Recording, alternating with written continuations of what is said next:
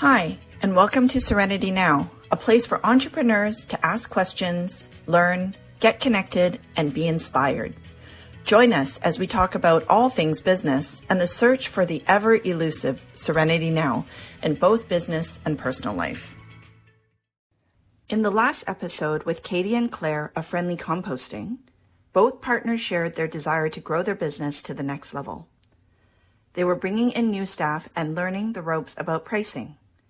We continued our conversation with them because they wanted further insights on developing more structure for their business and wanted to do it right.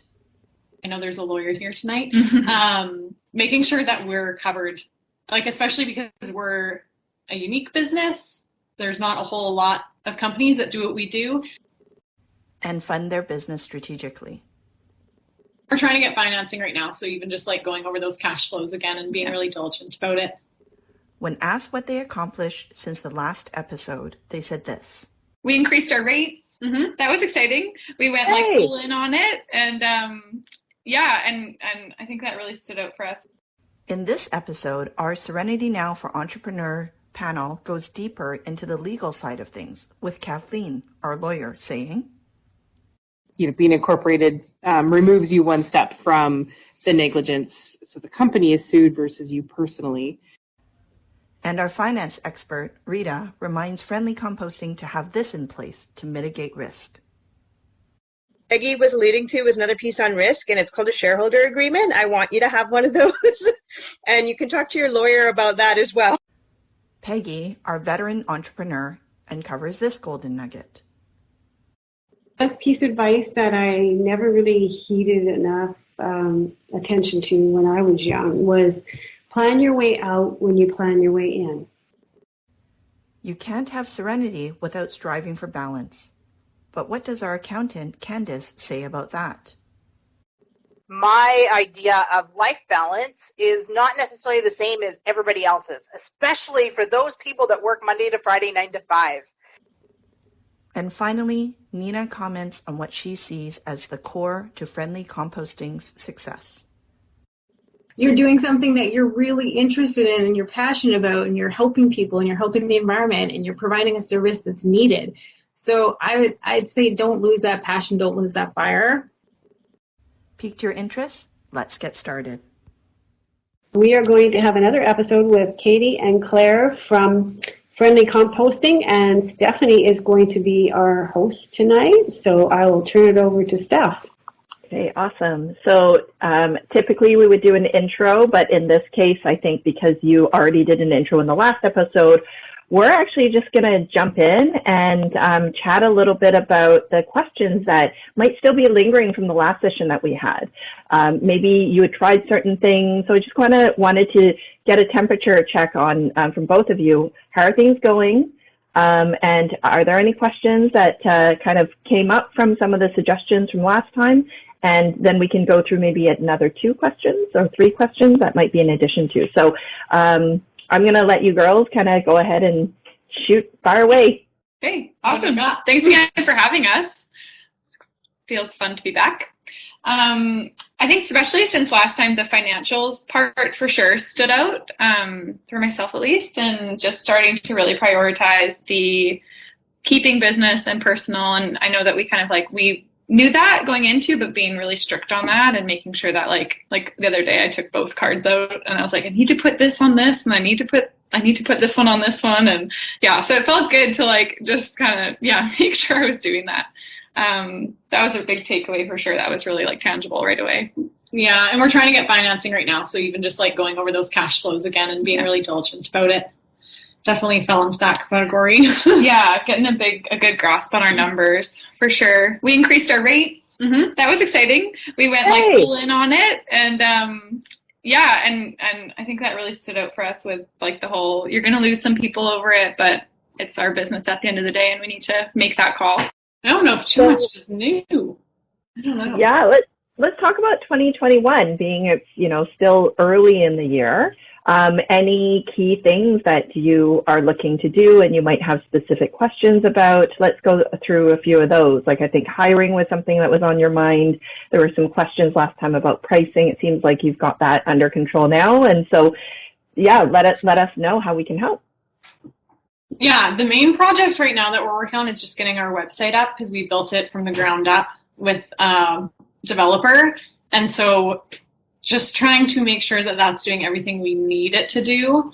And then doing all that communication through distance and virtually has been a challenge, especially when we know no web lingo whatsoever. So that's been a bit of a challenge and definitely a priority for 2021.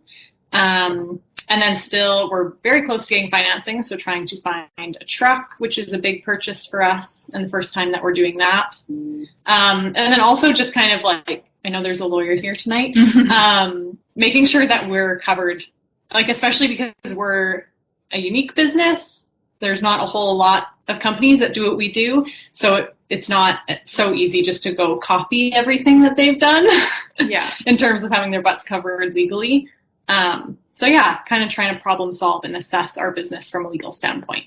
Yeah, we have nine part-time contract drivers now. And so they all have kind of just like a really basic contract. But yeah, figuring out that kind of like where that we need to go with the legality of all that and whether they fall under maybe closer to an employee versus a contractor and like that fine line that we're kind of walking, because a lot of them kind of came on as almost volunteers and now they're contract drivers, but they stay later and do things for us. So it's like that, I don't know, finding that balance. Yeah, but it's been fun bringing on a new team and expanding and delegating more, and it's freeing up more of our time to focus on bigger picture stuff.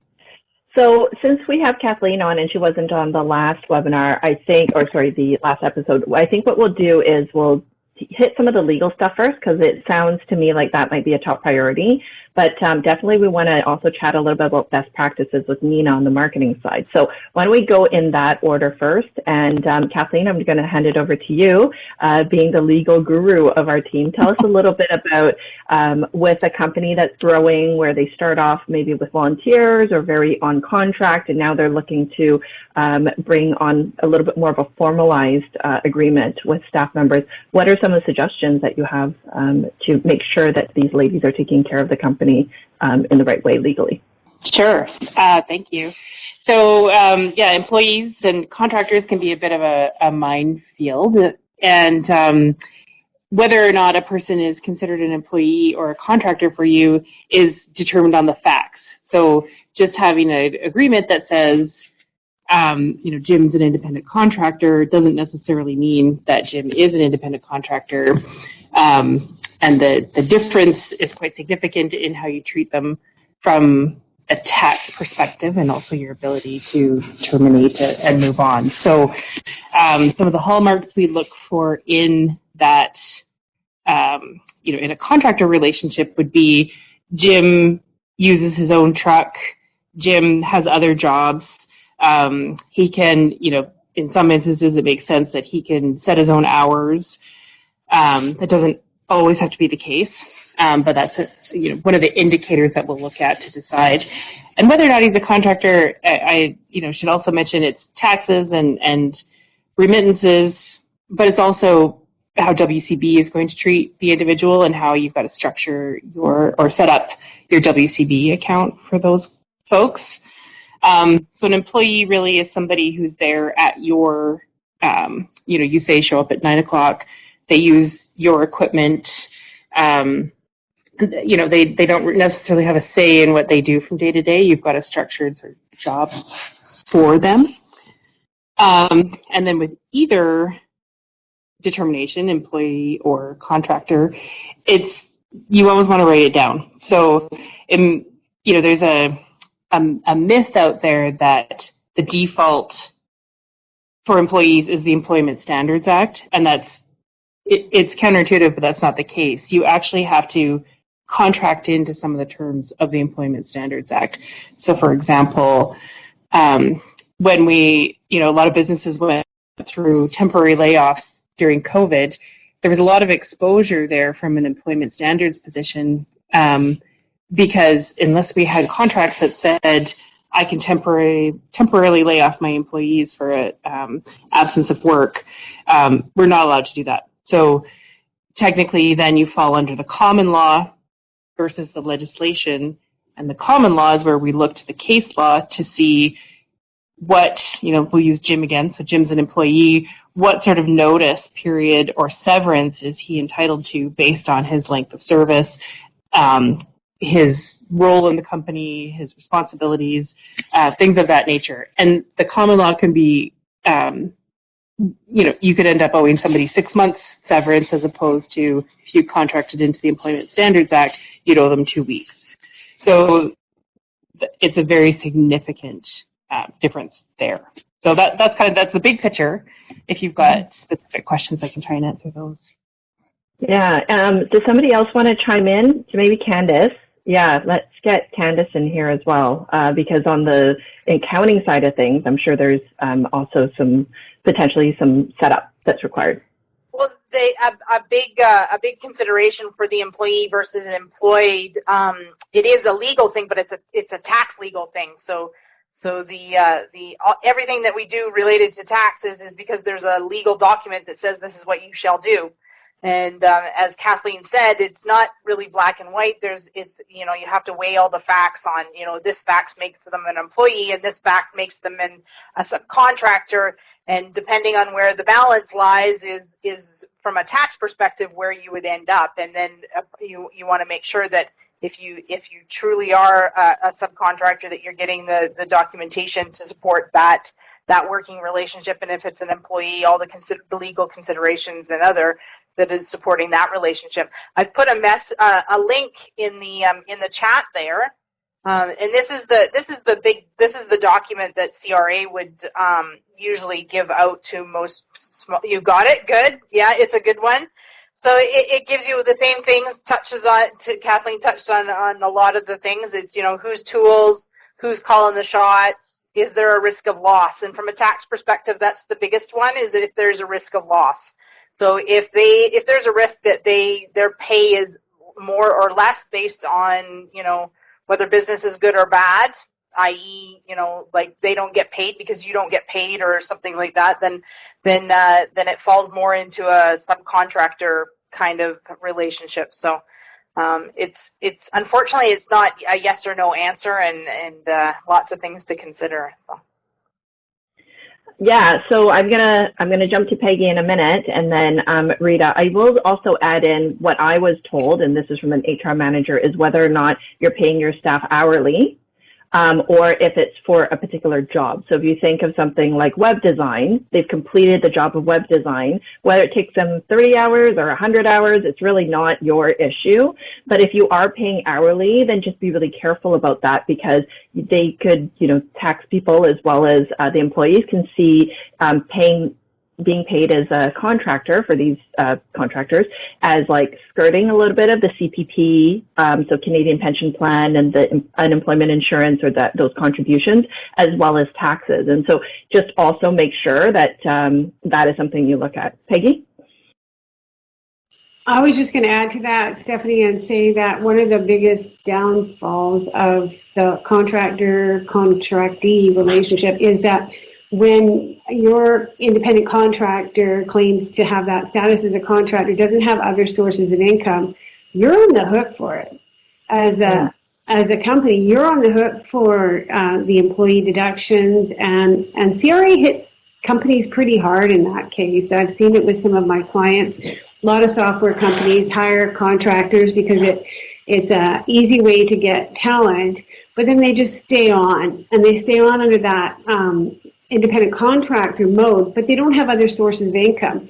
The employer doesn't know that, but at the same time, they are liable for the employee remittances, the employer portion.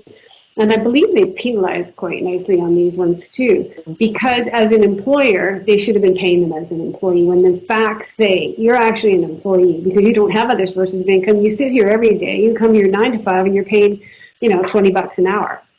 Mm-hmm. So you really have to watch out on that one. It is a problematic area, and it's not as straightforward as it seems, even when they tell you that they're a contractor. You need to ensure that they are.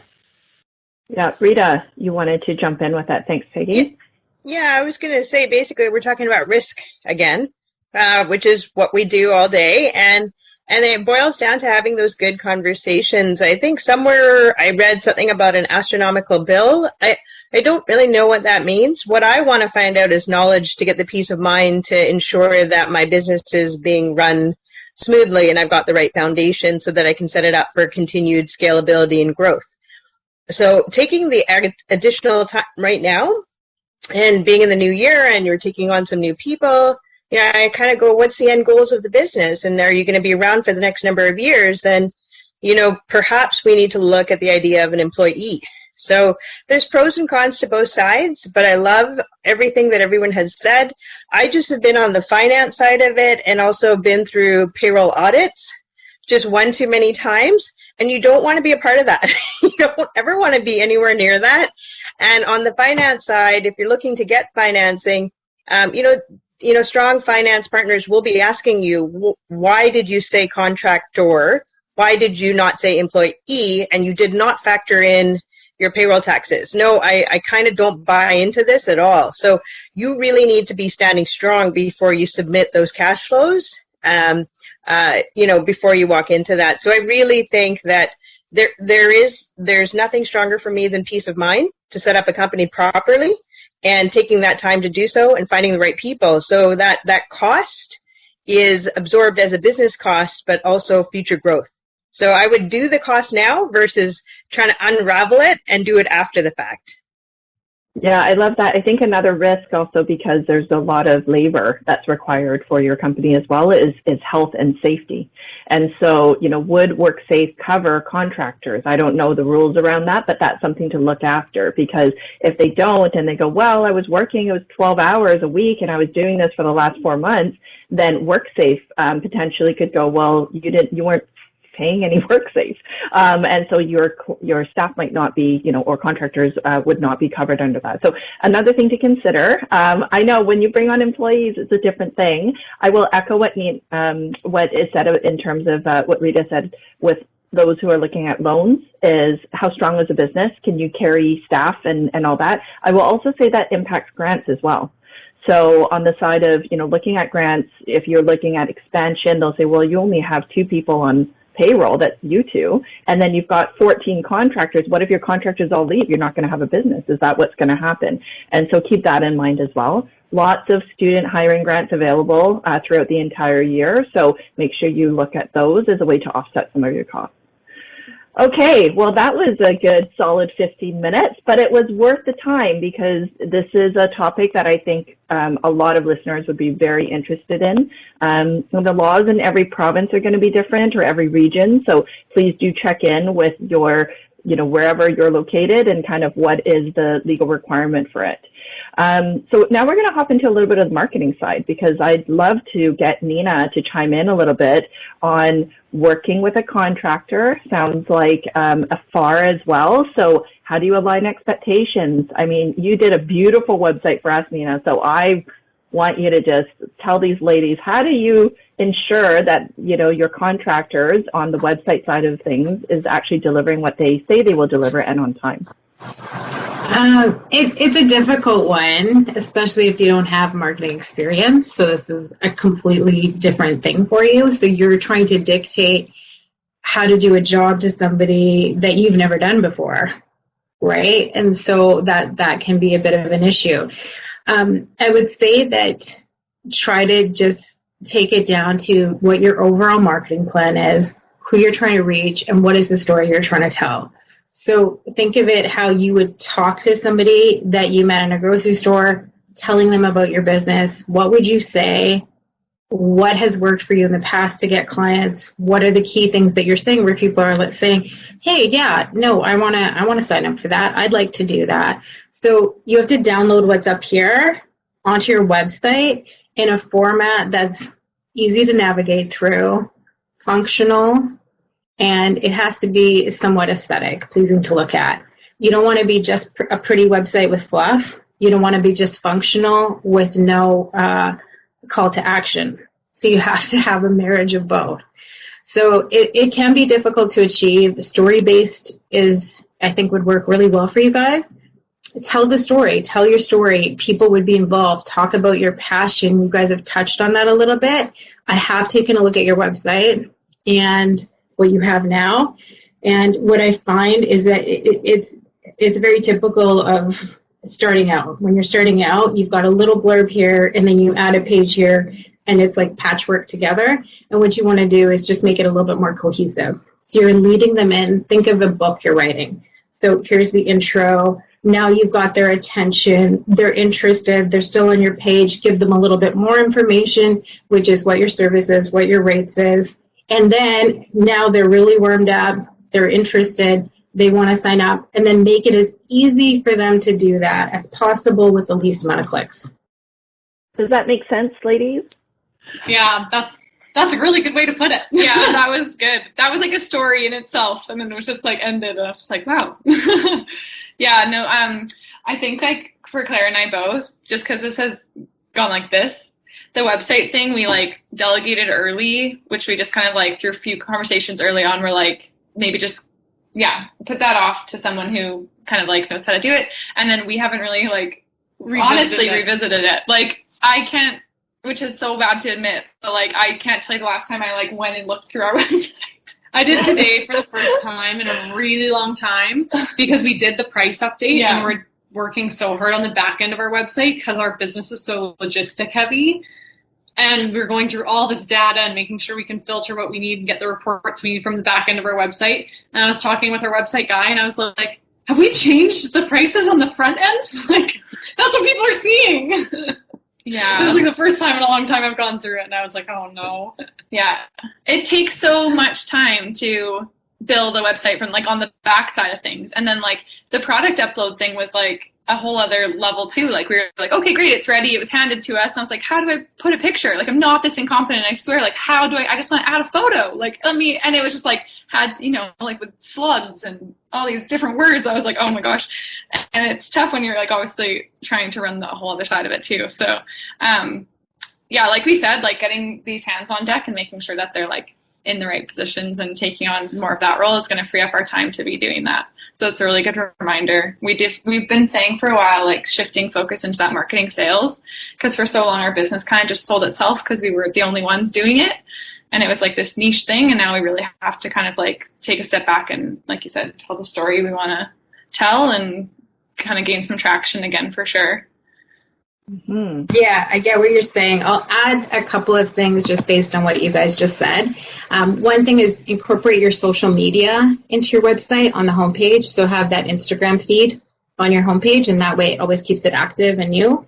As far as pricing goes, yeah, you do want to keep that relevant and new as well, and updated. But just anything that you can automate as well. So if there's a way for them to sign up, if there's information you need to gather, that can be form-based. I'm not sure how your back end looks for that, but anything that you can put in a system and you can make it easier for yourself, try to do it with your website as much as possible. The other thing is when you're adding in a product, record yourself.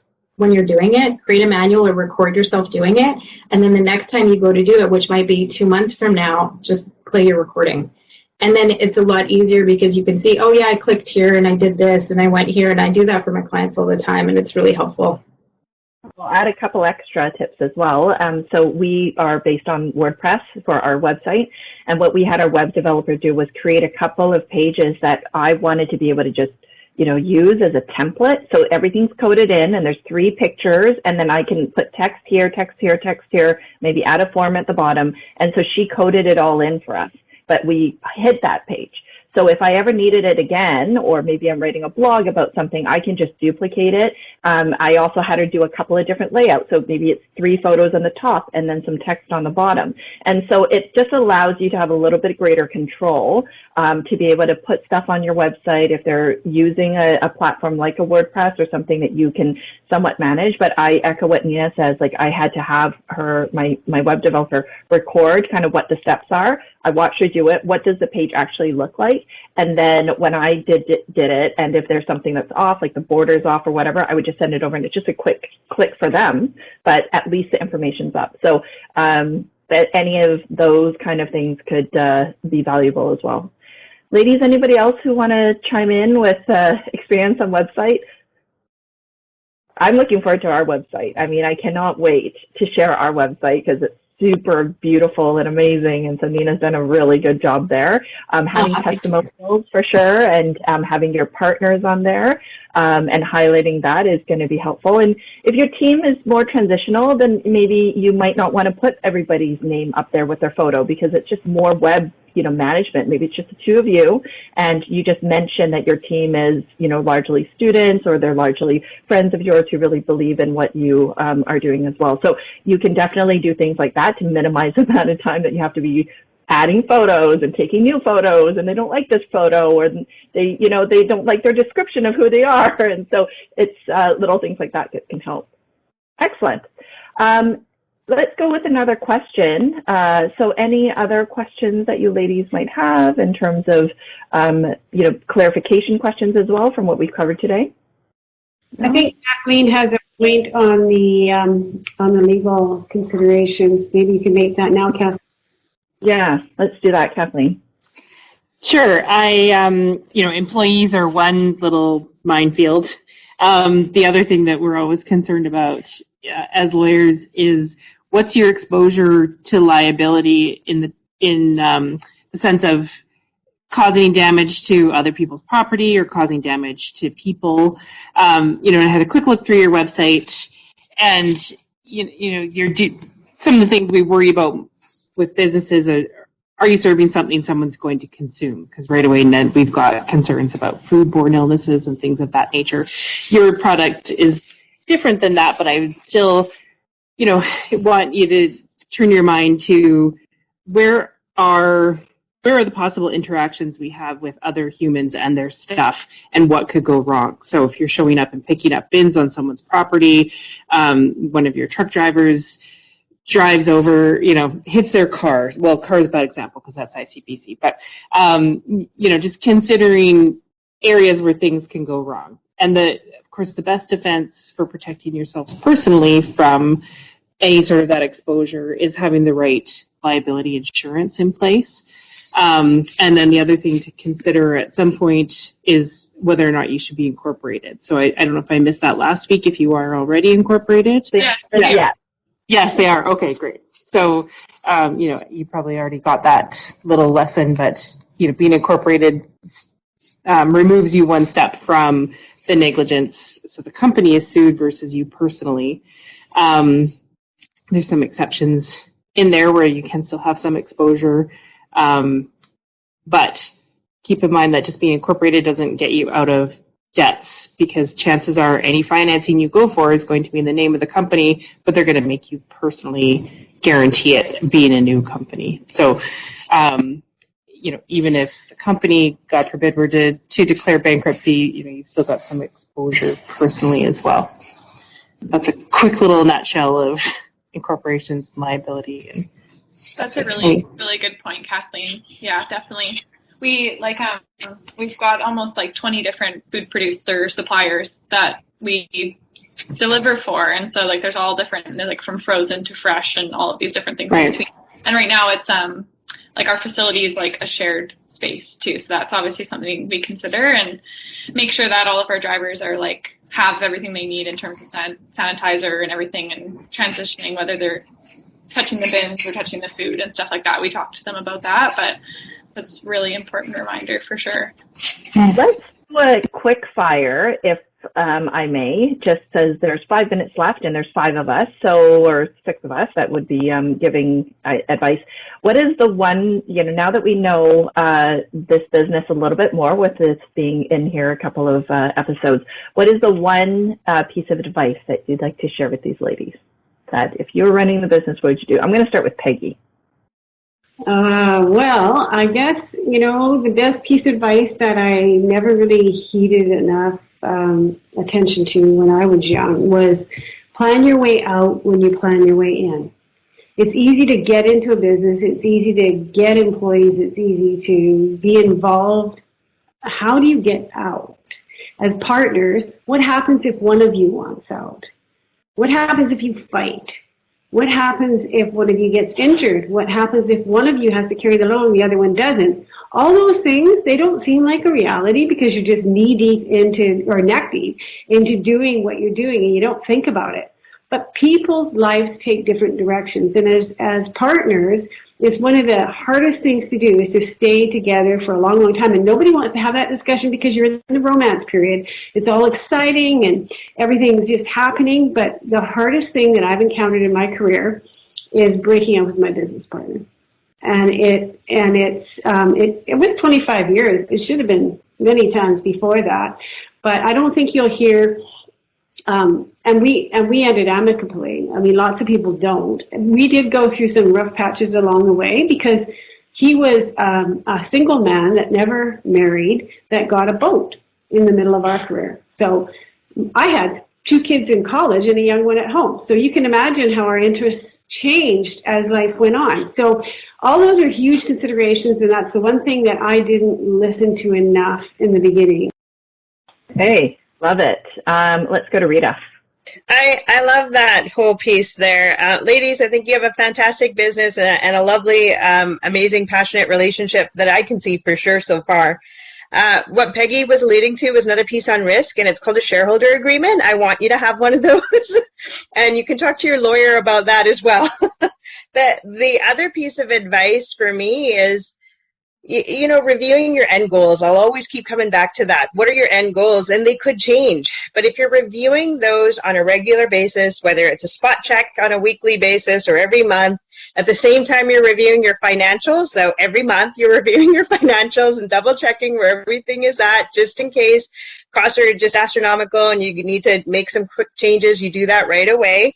But it really is ensuring that you're both aligned on your end goals. And then when you are aligned on your end goals, the most interesting thing happens. You actually get to your end goals. And instead of all these opportunities that come whizzing at you that might, you know, what I call background noise or background music that take you away or distract you, they're no longer there because you already go, does it fit with my plan and my end goals? No, it doesn't. It's very easy to see. Then you get to keep going. So that's it. And Candace. So I'm going to share with you something that I didn't learn until maybe a couple of years ago, and I'm not that young anymore, so I wish I'd learned it a long, long time ago.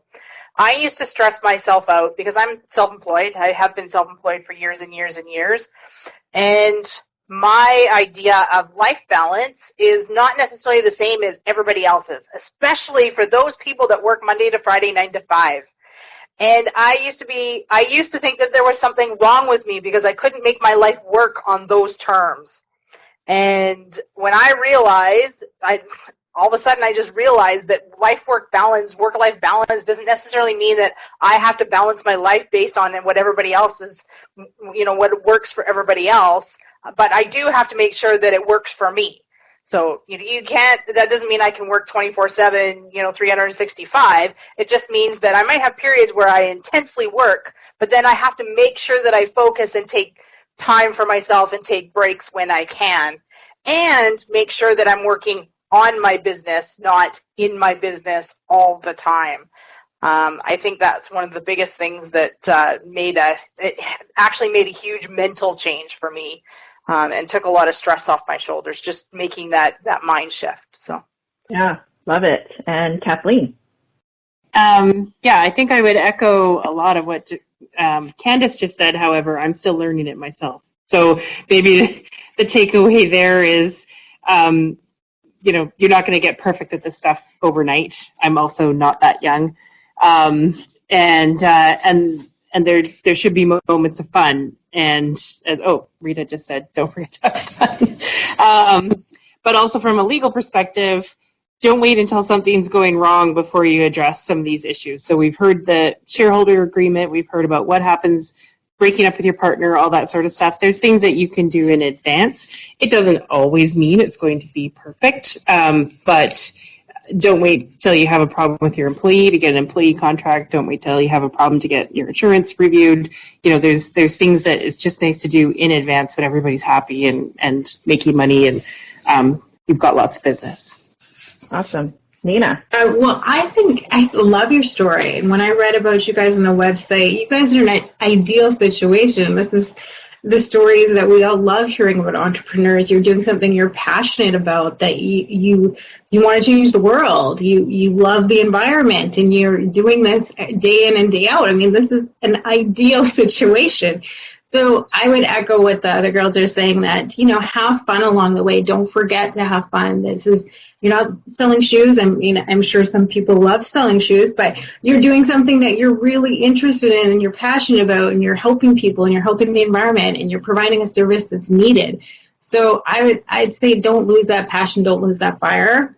I would just, even though I didn't speak on this, I hope you got the red alert, warning, contractors versus employees. I hope that's kind of sunk in for you guys. I've had some personal experience on that, so feel free to reach out if you want to talk about that.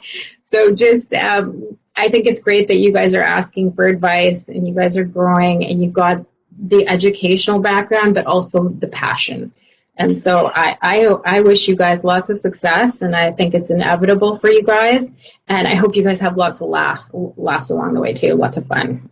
I feel all that, and I'm just going to add in that the planning piece is really interesting. I think your life goals, as you do different things in life and maybe different priorities come into your life, just review that on a semi-annual basis with each other. Like, actually put a calendar invite in and say, on this day for 3 hours, we're going to meet, and it just repeats for 6 months automatically, so that you can actually chat about what's really important to you right now, and so that you can balance that off for yourself. So it works. It's definitely, everyone thinks that entrepreneurship is all fun and games, and you get to set your own schedule. And I'm sure some of you, everybody here is laughing, because we're all like, yeah, well, you set your schedule and it's like 9 to 9, right? Or 7 to 7 or whatever it is, and weekends, and you think about it before you go to bed, and so all this, but making a difference and making an impact. And once, should that change, then I think that conversations also need to be had. And so we all wish you lots of luck, and so inspired by, both of you doing and working on this business at such a young age and involving so many other people into it as well. You are absolutely making a difference. And so we look to you for a really bright future. Thank you for joining us in this episode. Thank you guys. It's been really, really helpful being able to ask questions and just learn from your guys' experience, opposed to trying to find the right Google key search words. Well, you have our emails now, so you're invited to reach out at any time. And if you have some really compelling questions, then send them to us. And what we'd like to do maybe is, 6 months, a year down the road, is revisit and see how it's going. Yeah, that would be awesome. That would be really great. Ooh. Yeah, that would be awesome. Did you get some golden nuggets from our panelists? I hope you learned more about subcontractors versus employee relationships, making sure that you've got the legal and accounting side covered. In addition, marketing, make sure you know what needs to be on your website. And remember, like Nina said, you need to be telling the story, because that's what people resonate with. And the important thing about risks in your business and how to potentially mitigate them. Make sure that you're reviewing risks or potential risks on a regular basis. Thank you for joining us for this episode of Serenity Now for Entrepreneurs. We hope you enjoyed this episode and picked up some good tips and best practices that would benefit your entrepreneurial journey. Remember, none of the content in this podcast should be relied upon as standard legal or business advice. Always consult a professional for your specific business. You may know someone who could benefit from this podcast. Please share it with your business community, and perhaps it can give an entrepreneur you know some serenity now.